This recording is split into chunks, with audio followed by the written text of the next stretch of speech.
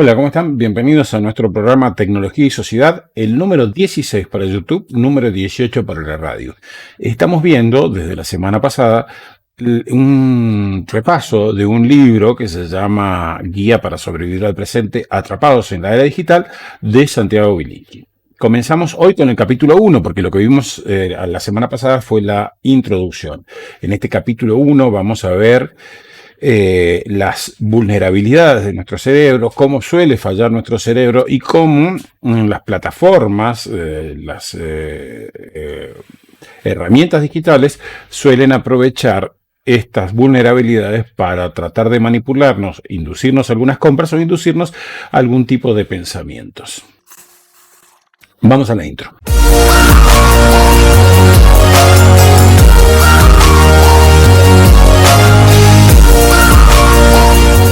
Antes de comenzar, agradecemos a Claudia Corseri y Mario Soria por colaborar con el programa de Radio Murialdo y el canal de YouTube, y también a Raúl Marsala Autos, que realiza ventas, permutas y consignaciones de autos usados y 0 kilómetros. Se encuentra en Godoy Cruz 4884 de Villanueva de Guaymallén y su número de teléfono es 262-566-6025. Antes de comenzar con el análisis del libro, quisiera hacer algunas precisiones ideológicas y religiosas, ya que los que conocen el desarrollo de los libros de Santiago Bilinqui sabrán que él es supuestamente ateo, evolucionista, transhumanista. Nosotros no participamos de esa línea, pero sí vamos a trabajar con el análisis que hace él, por lo cual a veces no solo será lo que dice el libro, sino lo que decimos nosotros. Cuando, por ejemplo, Santiago Bilinqui habla de la adaptación que la especie humana tiene por casualidad o por azar con respecto al ambiente, nosotros obviamente no creemos que sea la casualidad y el azar, sino que es la obra maestra de Dios que está presente en toda nuestra vida. Bueno, en este primer capítulo, hablando de estos elementos que condicionan nuestro pensamiento y que son, por decir de alguna manera, prerracionales, la primera parte se llama Estamos mal de la cabeza y hace referencia a que la especie humana se ha ido adaptando al medio ambiente, a sus cambios, permitiendo nuestra supervivencia y desarrollo. Esa adaptación que nosotros hemos tenido permite que nosotros sobrevivamos y nos desarrollemos como especie. Para Santiago Bilinqui esto, decíamos, es fruto del azar, pero él, sin embargo, no puede dejar de maravillarse de la precisión, de los ajustes, y esto de ajustes suena medio raro cuando uno habla al azar, de los ajustes de nuestro organismo para aprovechar las oportunidades de supervivencia y desarrollo. Claramente, siempre en el análisis parece que falta algo si uno no le pone la presencia, por lo menos desde nuestro punto de vista, la presencia de lo divino, del orden sobrenatural y del orden natural. Cuando se cree que todo es por azar, hay algo que no cierra. Pero bueno, no importa, sigamos adelante. Cuando ocurre un cambio en el ambiente, es preciso que pasen muchas generaciones para que se produzcan cambios en nuestro organismo y nuestra conducta, cambios adaptativos. Nuestro cerebro está adaptado para la supervivencia en el medio natural, pero nosotros ya no vivimos en ese medio natural. Nuestra realidad es cada vez más artificial. Nuestro cerebro no está adaptado para el mundo en el que nos despertamos con un despertador para llegar a tiempo al trabajo, en que hay una enorme cantidad de mensajes que recibimos en el celular a diario, de trabajo, de amigos compartiendo una foto en vacaciones en Indonesia, compartiendo esas comidas exóticas y nosotros en casa. Todo eso hace que nuestro cerebro se tenga que adaptar. Hay miles de estímulos que provocan reacciones de la atención, reacciones de temor, reacciones de excitación, copiados del mundo natural y producidos por medios artificiales, pero con una frecuencia e intensidad mucho mayor.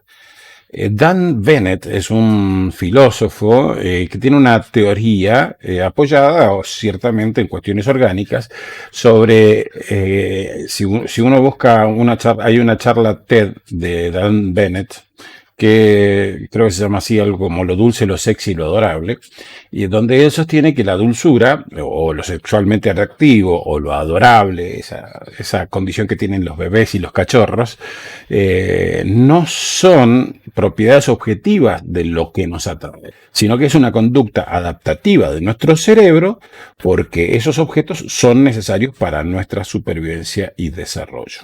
La atracción que sentimos hacia lo dulce tiene que ver con la necesidad de nutrirnos de elementos energéticos de la naturaleza, como una fruta. No para un alfajor de chocolate con dulce de leche, sino de una fruta. El mundo de lo artificial en el que vivimos nos llena de estímulos que superan la atracción de lo natural.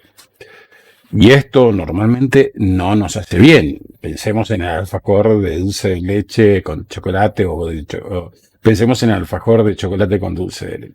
Suele ser dañino para nosotros.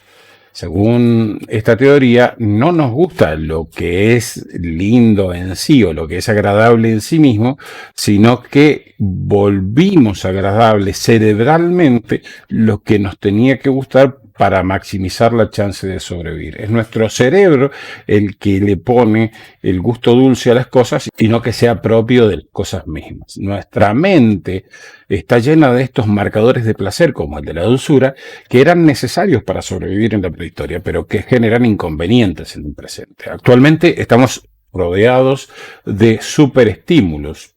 Esto es, cosas que ofrecen un nivel excesivo de algo que nuestro sistema de recompensas marca como deseable. Pero el gusto por la dulzura evolucionó cuando no existía una triple torta de chocolate con dulce de leche y crema batida, sino que había que caminar kilómetros para recolectar frutas con una cierta cantidad de azúcar. Hoy vamos al kiosco de la esquina y compramos golosinas con una superabundancia de azúcar. Por eso, en los países desarrollados, el problema no es la desnutrición, sino el sobrepeso. Una de las características más fabulosas de nuestro cerebro es su plasticidad. Mientras ves este video o nos escuchas en radio, tu cerebro se está adaptando, se está modificando para que puedas recordar lo que más te interesa y para que puedas olvidar lo menos relevante para vos. Esta gran capacidad es lo que nos permite aprender y memorizar con una sofisticación mucho mayor que la de las otras especies. En casos extremos, por ejemplo, cuando sufrimos una lesión, áreas enteras del cerebro pueden remapearse para cambiar por completo su función y compensar los daños sufridos. Esto es gracias a la plasticidad neuronal. Esta plasticidad dura toda la vida, pero es mayor en la infancia y en la juventud. Por eso es que es más fácil aprender cuando somos pequeños. La mayoría de los cambios que se producen gracias a la plasticidad, por grandes que sean, ocurren en la corteza, que es la capa más externa y reciente. Allí convive en nosotros una parte prehistórica con una mente notablemente ajustada a la realidad. Veamos ahora esas posibilidades de vulnerabilidad que existen en nuestra mente o esas aparentes fallas que en algún momento tuvieron un sentido, ahora parecen haber perdido sentido, pero que pueden ser utilizadas para manipularnos. Una de ellas es lo conocido como sesgo cognitivo o sesgos cognitivos, porque son muchos. Nuestras conductas irracionales no son azarosas ni sin sentido, son sistemáticas y predecibles. Todos cometemos el mismo tipo de errores y una y otra vez por causa del cableado básico de nuestro cerebro. Estas fallas se conocen como sesgos cognitivos. Un ejemplo son las ilusiones ópticas. La clásica ilusión óptica de una línea, de dos líneas iguales que están acompañadas de líneas oblicuas para un lado o para otro, que hace que, a pesar de que nosotros sabemos y medimos que las dos líneas paralelas son iguales, las seguimos viendo diferentes. Seguimos viendo, como en este caso, la de abajo la vemos más grande, más extensa, y la de arriba más corta, pero son exactamente iguales. Y a pesar de que lo medimos, tomamos una herramienta de medición, lo medimos, seguimos viéndolos como más grande la de abajo. No importa que sepamos a ciencia cierta que miden lo mismo. Por más que miremos decenas de veces, no podemos ver las cosas como realmente son. Pensemos, por ejemplo, cómo percibimos un resultado deportivo. Veamos este caso. Resulta que vos sos hincha de un equipo de fútbol que está puntero en la tabla de posiciones y tiene que enfrentarse con el que va último. Todo el mundo espera que el equipo puntero venza fácilmente al otro equipo. Pero resulta que durante el partido sucede algo extraño. Se produce un empate. Ahora, si el empate se produjo los primeros minutos y después todo el tiempo el partido fue una cosa aburrida, uno puede quedarse con la sensación de que, con una sensación triste, más bien como que el partido se perdió porque debía ganarse. Sin embargo, si el equipo más débil nos hace un gol y durante todo el partido nos va ganando y en el último minuto o después del tiempo vencido hacemos el gol con el que empatamos, resulta que podemos estar contentos y felices. El resultado es el mismo. El resultado es 1-1. Sin embargo, cuando hicimos el gol en el último minuto, en el último instante, se experimenta alegría por ese gol. Mientras que si el empate se hubiese producido en los primeros minutos, resulta que íbamos a tomarlo con tristeza, como si hubiéramos perdido el partido. Kahneman habla de la falacia del costo hundido. Pone este ejemplo. Si nosotros vamos a un recital, a un evento X, que la entrada nos cuesta 50 y nosotros llevamos 2 billetes de 50, en el camino perdemos uno de los billetes de 50 y resulta que nos quedan los otros 50 con los cuales podemos entrar al evento. La gran mayoría va a tomar la decisión de ir y pagar esos 50 pesos, asumiendo que los otros 50 pesos que se perdieron no son parte del costo del recital. Sin embargo, si nosotros ya hubiésemos comprado y vamos con la entrada al recital por un lado y los 50 pesos por el otro, y en el camino perdemos la entrada, la mayoría decide no continuar y no volver a comprar la entrada, porque volver a comprar la entrada les parece haber pagado 2 veces. En realidad, sí se ha pagado 2 veces, pero de la misma manera el recital nos costó 100 en vez de 50. Es lo mismo, es decir, el resultado es lo mismo, pero se percibe de manera diferente. Otro sesgo es el conocido sesgo de anclaje. Esto lo vamos a ejemplificar con una experiencia que se hizo preguntándole a 2 grupos diferentes de personas, con muestras similares de personalidad y todo eso, haciéndole la misma pregunta, pero con una pregunta previa que supuestamente condiciona a la siguiente. Vamos al ejemplo. La pregunta que se va a hacer finalmente es: ¿a qué edad te parece que murió Gandhi? Pero sucede que a un grupo, antes de preguntarse... Pero sucede que a un grupo, antes de preguntarle esto, se le pregunta si crees que Gandhi tenía más de 30.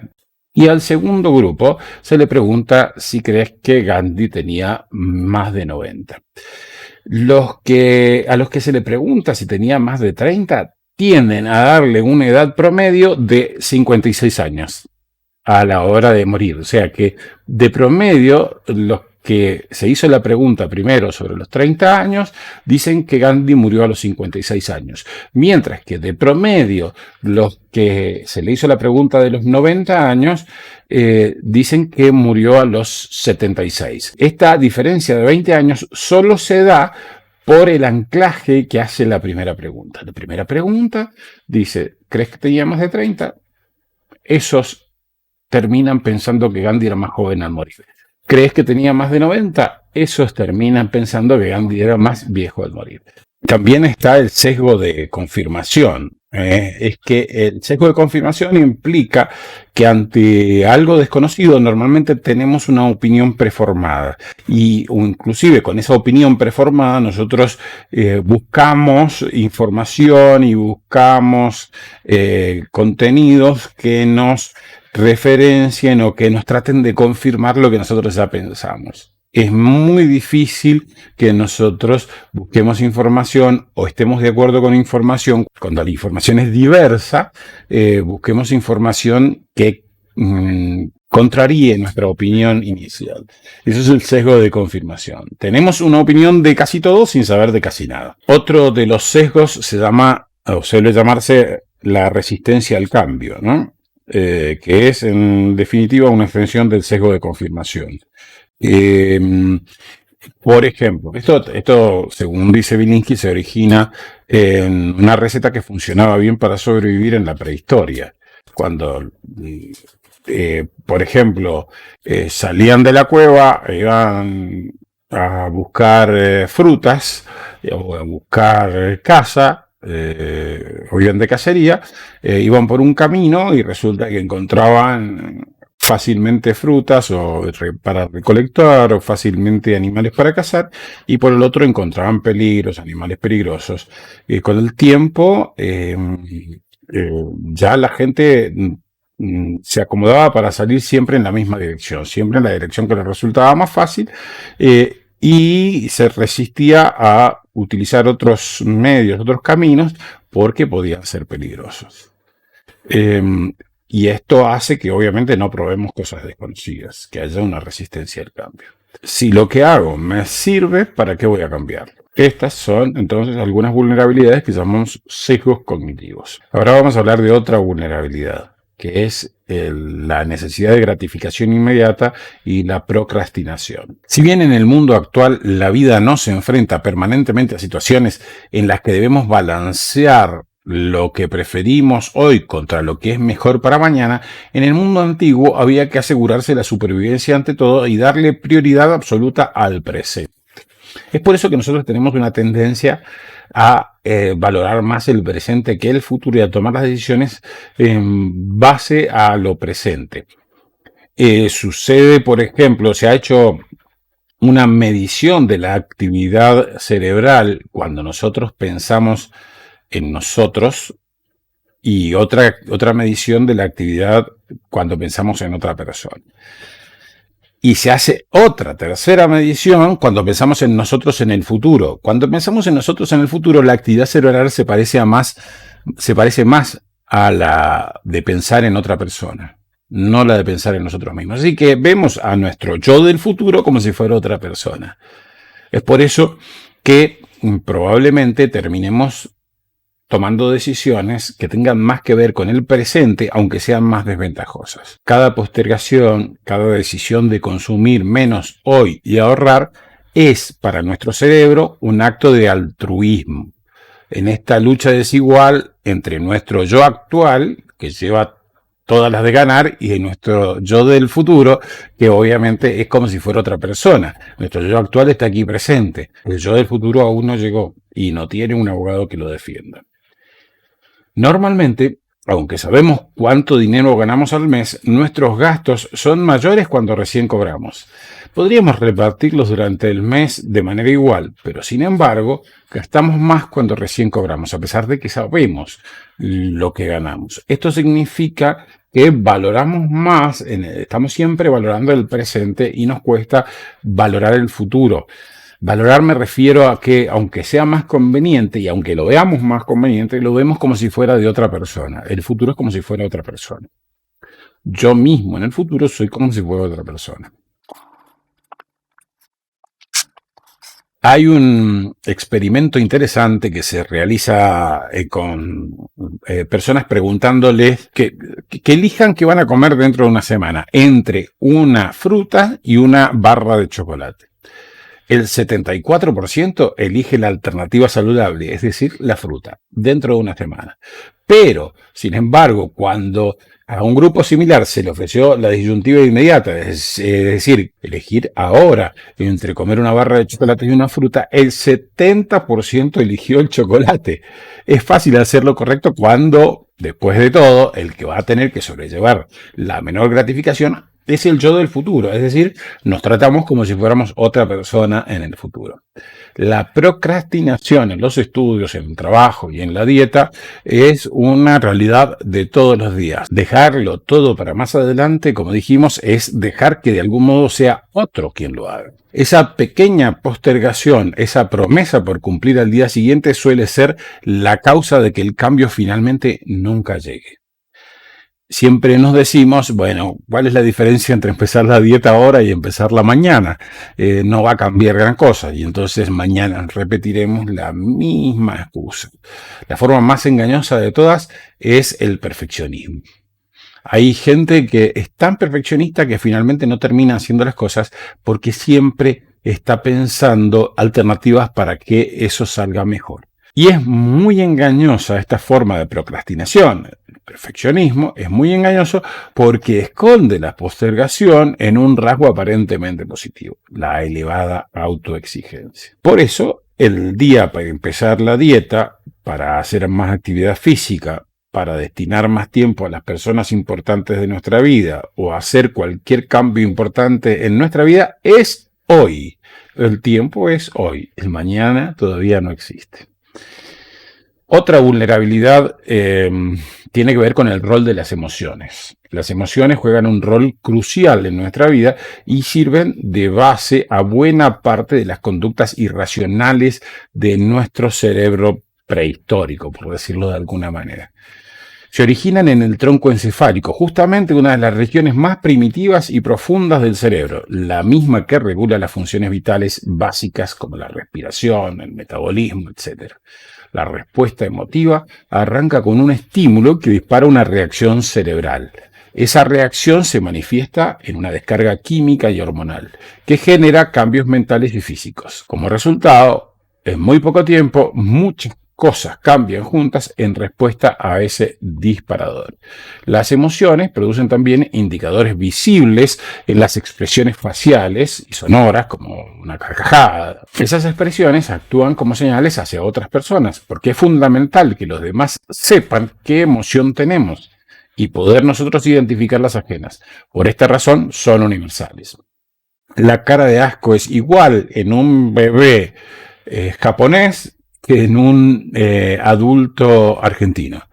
Es decir, esto es similar en todas las culturas y es identificable en todas las culturas. Tan universal es ese lenguaje que un bebé de corta edad puede leer las expresiones faciales de su madre con gran precisión. Los que responden con pánico a una amenaza para la vida tienen una ventaja adaptativa, pero los que reaccionan con pánico ante cosas que no implican peligro están en inferioridad de condiciones. El asco sirve para protegernos de las cosas que pueden hacernos mal o intoxicarnos, pero si tenemos asco a cosas que no nos hacen mal, perdemos recursos valiosos que aprovechan los demás. Las emociones persistentes o excesivas pueden ser un problema, pero también cuando las emociones son atenuadas o suprimidas, pueden representar un problema. El tema es el equilibrio. Hay personas más abiertas, más demostrativas, más emotivos, decimos, justamente porque manifiestan más las emociones, y hay personas menos demostrativas o menos emotivas. Hay variaciones culturales y raciales. Los latinos, por ejemplo, tendemos a ser más expresivos. No es mi caso. Los latinos en general tendemos a ser más expresivos. Por ejemplo, vemos el tipo de expresiones de la gente de raza negra, por ejemplo, y claramente son diferentes. Hay expresiones culturales en las emociones y hay expresiones raciales que tienen que ver con lo corporal. Otro elemento de la vulnerabilidad, otro elemento que torna vulnerable a nuestro cerebro es la posibilidad de que nuestro cerebro funcione en piloto automático, por decirlo de alguna manera. Muchas de las decisiones que tomamos no son realmente decisiones, sino que las tomamos sin pensar. Es como si nuestro cerebro se desconectara y dejara activado el piloto automático que toma el control momentáneo de nuestros actos. Por ejemplo, cuando leemos sin entender, no sé si les ha pasado a ustedes, pero a veces estamos leyendo en silencio inclusive, y cuando queremos acordarnos nos damos cuenta que no prestamos atención a lo que leímos, a pesar de que lo leímos, o podríamos decir que lo leímos. O manejar el auto sin conciencia de lo que hacemos. De golpe nos damos cuenta que estamos en un lugar determinado y no sabemos ni cómo llegamos allí. Hay un experimento con ratones que se los suelta en un laberinto, donde al final de ese laberinto hay chocolate, y se mide la actividad cerebral de esos ratones. Se va midiendo la actividad cerebral durante todo el recorrido. La primera vez hay actividad cerebral durante todo el recorrido y desde el principio hasta el final. Después, cada vez más, la actividad del centro, o sea, de todo el recorrido del laberinto, la actividad cerebral es menos y hay mayor actividad al principio y al final. Esto sucede porque los ratones van aprendiendo el camino y lo van haciendo cada vez con más facilidad, cada vez más rápido y requiere menos energía. Esto es un mecanismo de defensa de nuestro cerebro para ahorrar energía. Pero puede ser que si alguien quiere manipularnos, aproveche estos estados de letargo, por decirlo así de alguna manera, para introducirnos sus ideas o inducirnos a una conducta que ellos quieren. Quedamos de alguna manera merced a los manipuladores. Nuestro cerebro no funciona del todo bien, pero hay algo peor que todo eso. Hay gente que conoce esto y lo aprovecha para manipular. Utiliza estos sesgos en contra nuestra. Los últimos avances en la investigación de nuestros sesgos y de nuestras fallas de razonamiento o de estas vulnerabilidades nos dejan expuestos. ¿Para qué alguien intentaría argumentar para convencernos si es más fácil hackear nuestro cerebro de alguna manera? Hay una universidad, la Universidad de Stanford, que está ubicada en el corazón mismo de Silicon Valley, ahí donde están todas las empresas tecnológicas. Allí tiene un laboratorio de tecnología persuasiva. Suena muy raro esto, pero sí, están especializados en ciencias de la conducta. Su objetivo no es secreto. Está explícitamente declarado apenas uno ingresa a su página web. El laboratorio de tecnología persuasiva dice, crea conocimiento acerca de cómo productos computacionales como las páginas web y aplicaciones de telefonía móvil pueden ser diseñados para cambiar lo que la gente piensa y lo que la gente hace. Más adelante dice, sí, este puede ser un tema aterrador. Máquinas diseñadas para influenciar las creencias y las conductas humanas. Pero hay buenas noticias. Creemos que, al igual que la persuasión de los humanos, las tecnologías persuasivas pueden traer cambios positivos en muchos campos, incluyendo la salud, los negocios, la seguridad y la educación. Sí, todo es muy bonito, pero es gente utilizando máquinas para persuadirnos a hacer cosas que a lo mejor no se nos hubieran ocurrido o que no nos hubieran interesado. Un experimento impactante realizado en 2012 se hizo en Facebook, donde se manipuló secretamente el muro de casi 700.000 usuarios durante una semana. A algunos se evitó mostrarles cualquier posteo de contenido positivo y a otros los negativos. La conclusión, que no por obvia es menos inquietante, es que las emociones son más contagiosas todavía. El título del paper publicado para los investigadores de Facebook dice lo siguiente: evidencias del contagio emocional en escala masiva a través de las redes sociales. Citemos parte del estudio. Cuando las emociones positivas fueron reducidas, la gente produjo menos posteos positivos y más negativos.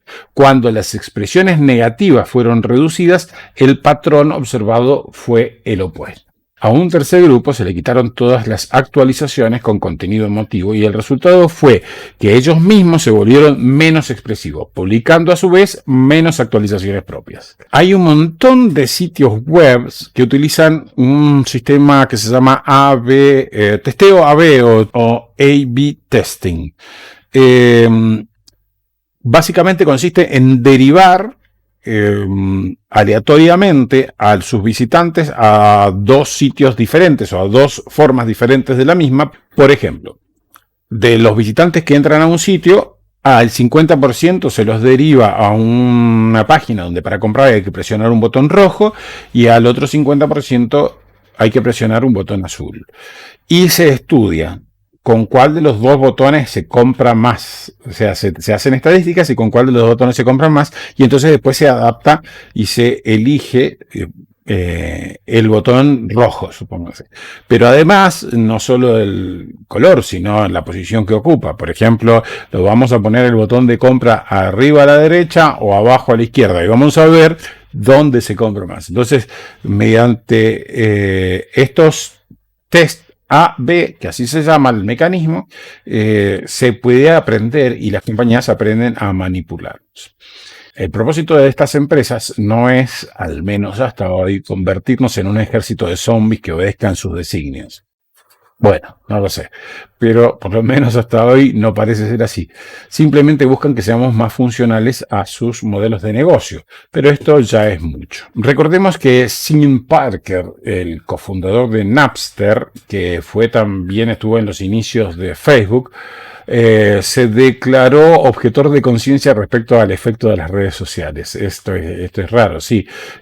Confirmó que él y Zuckerberg eran completamente conscientes de estar explotando estas vulnerabilidades de la psiquis humana y entendían el potencial efecto adictivo de su plataforma al desarrollarla. El proceso de pensamiento utilizado para construir estas aplicaciones, Facebook la primera, se basó completamente en cómo consumimos tanto de tu tiempo y de tu atención como sea posible. O sea, la idea es consumir todo lo que sea posible de tu tiempo y de tu atención. Y esto no lo está declarando un enemigo de las redes sociales, sino uno de los primeros directivos de Facebook.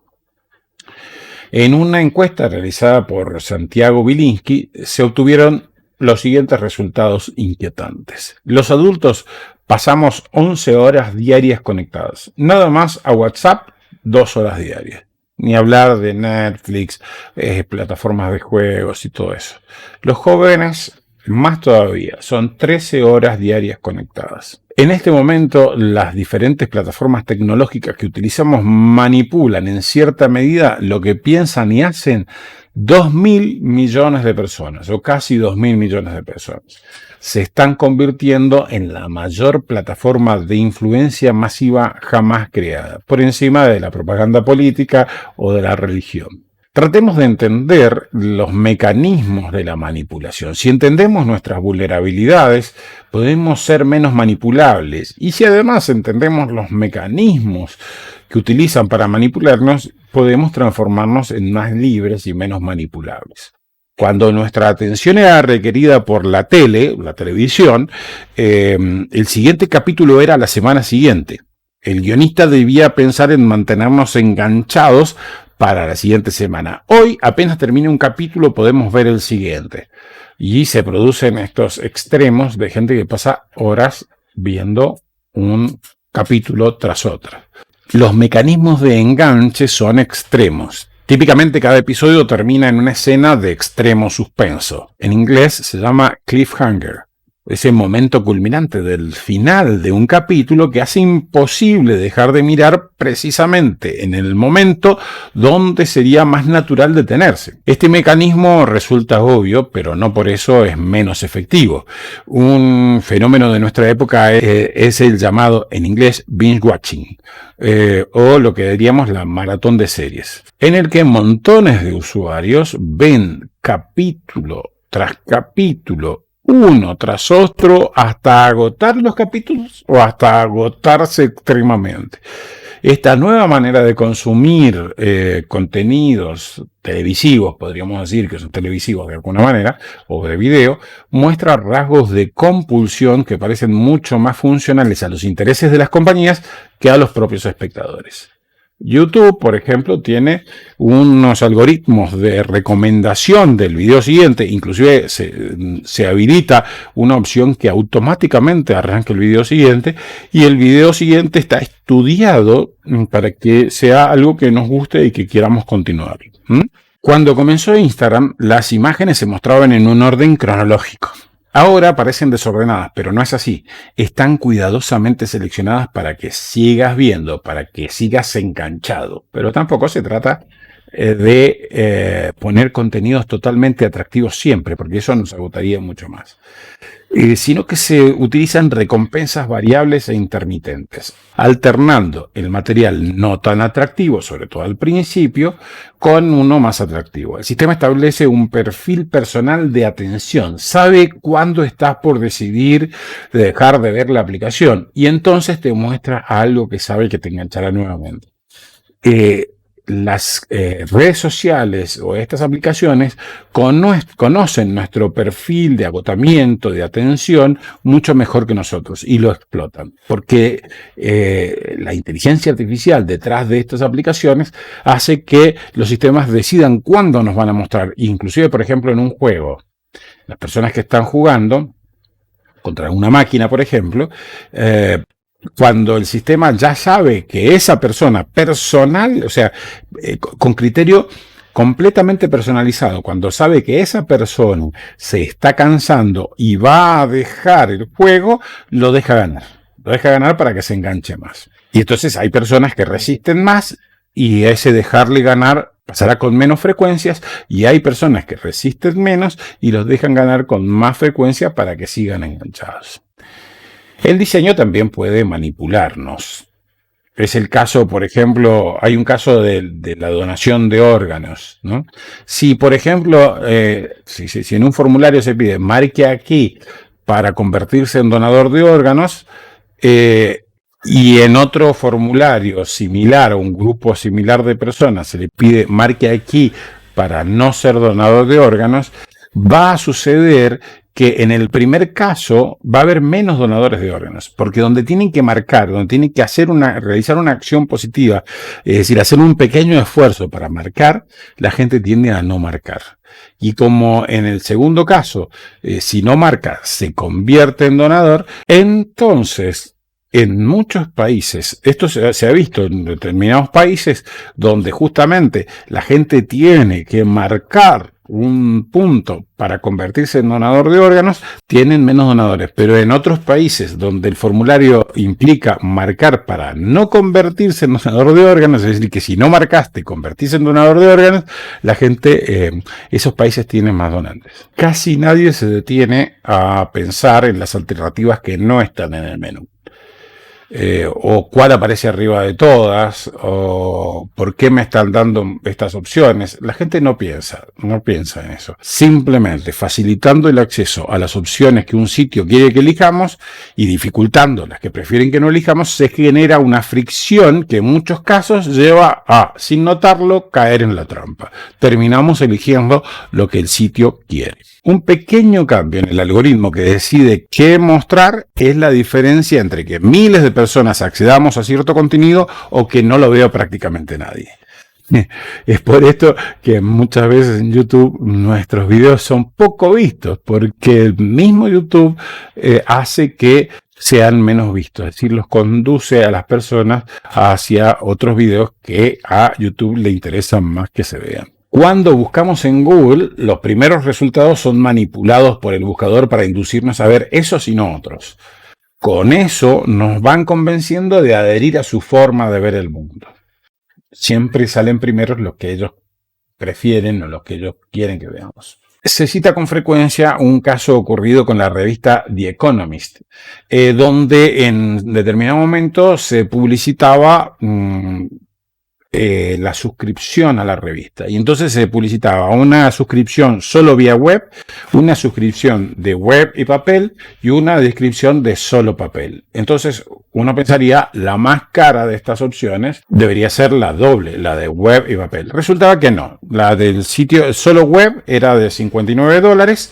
La de web y papel valía $125 y la de solo papel valía $125. Igual que la anterior. Entonces, ¿esto a qué llevaba? A que la gente no elegía, obviamente, porque sería absurdo elegir la de solo papel, porque por el mismo precio tenías la web y papel, y la gente elegía masivamente, digo, el 84% de la gente eligió esta opción B con respecto a solo el 16% que era la opción A. Esto sucedió no por casualidad, sino porque la estrategia fue diseñada para que la gente no eligiera la opción solo web, sino la opción web y papel. Mayoritariamente la gente cree que lo hizo voluntariamente, pero fue manipulada para hacerlo. Otra estrategia para vencer nuestra resistencia al cambio, recuerden que es una de nuestras vulnerabilidades, es, por ejemplo, la de que creo que la inventó Netflix, o por lo menos yo caí en esa de Netflix cuando empezó. Te ofrecen un mes gratis, que nada más tenés que suscribirte, y entonces eso vence de alguna manera la resistencia al cambio, porque una de esas resistencias es tengo que pagar. Entonces me dicen, no, durante un mes lo vas a tener gratis, full, todos los servicios, sin ninguna limitación. Entonces te acostumbras a usarlo y además comienzan a cobrarnos automáticamente al vencer el mes, porque aprovechan nuestra tendencia a la procrastinación. Es decir, nosotros decimos, no, mañana renuncio, pasado renuncio y finalmente no renuncio y me terminan cobrando el primer mes. Y así me voy acostumbrando de manera que termino quedándome con el servicio. El insumo que necesitan estos sitios para manipularnos se lo damos a nosotros mismos con nuestros datos. Algunos que damos voluntariamente y otros que ni siquiera sabemos que le damos. Facebook y Google nos conocen mejor que nosotros mismos. Eso está probadísimo. Tienen tantos datos, elaboran un perfil psicológico nuestro tan perfecto que nos conocen, saben mejor que nosotros mismos qué decisión vamos a tomar. Esto está estudiado, nos conocen mejor que nosotros mismos y nos conocen mejor que nuestras relaciones más cercanas. Los algoritmos pueden implantar pensamientos y deseos con el solo elegir el momento adecuado en el que se presenta o eligiendo los que nos presentan antes o después. Es decir, a través de ese anclaje, a través del momento oportuno emocionalmente, a través de saber cuándo mostramos señales de agotamiento, de esas maneras nos van manipulando. Una de las áreas en donde más se utilizan estos trucos es el área de la publicidad política, en una especie de trasvasamiento ideológico inadvertido. Es decir, en medio de otras cosas nos meten esas cosas, por ejemplo, agradables, nos meten eso que a lo mejor no aceptaríamos con tanta facilidad, pero ahí queda. Todo lo que vino antes y lo que vino después produjo un anclaje de aceptación y en el medio va esto que quieren que aceptemos. Spotify, por ejemplo, es uno de los sistemas que, además de permitirnos construir listas de reproducción propias, nos construye él mismo listas de reproducción diarias que están pensadas, no solo en el contenido, sino en el orden que estas canciones tienen para impulsarnos a pasar más tiempo en la plataforma. Google y Facebook eligen lo que quieren mostrar. Si bien en general logran acercarnos a un contenido relevante, porque si no, no sería productivo para ellos tampoco, cedemos sin darnos cuenta el control de lo que vemos y corremos el riesgo de caer en una especie de burbuja informativa que tiende a mostrarnos casi exclusivamente noticias que nos van a gustar o que responde a los intereses de Google, Facebook o la plataforma que sea que estemos utilizando. El resultado es que, sin siquiera advertirlo, terminamos recibiendo una versión totalmente sesgada de lo que está sucediendo. Creo que ya es tiempo de dejar el video, se hizo muy largo. La siguiente parte del capítulo 1 de este libro que estamos analizando, que se llama Guía para sobrevivir al presente, atrapados en la era digital, un libro de Santiago Bilinsky, lo vamos a seguir viendo en el próximo capítulo, en el próximo programa. Por ahora lo dejamos porque el video se hizo muy largo. Agradecemos enormemente que hayan visto hasta aquí. Por favor, si el video les gusta, pónganle un me gusta, compártanlo, coméntenlo y colaboren con nosotros de la manera que a ustedes más les guste. Antes de terminar, agradecemos a Claudia Croseri y Mario Soria por colaborar con el programa en Radio Murialdo y en el canal de YouTube. Y también, como siempre, a Raúl Marsala Autos, que realiza ventas, permutas y consignaciones de autos usados y 0 kilómetros. Se encuentra en Godoy Cruz 4884, Villanueva, Guaymallén. Y su número de teléfono es 262-566-6025. Bien, nada más. Muchas gracias. Chau.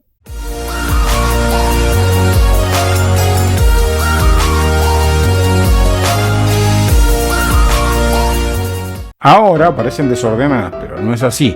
Están. Estamos. ¡Salí! Hijo de puta.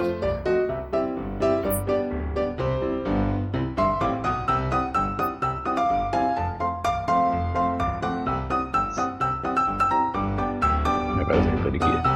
Es probable, no es probable, es certísimo, está demostrado. Dije mosca, hija de puta.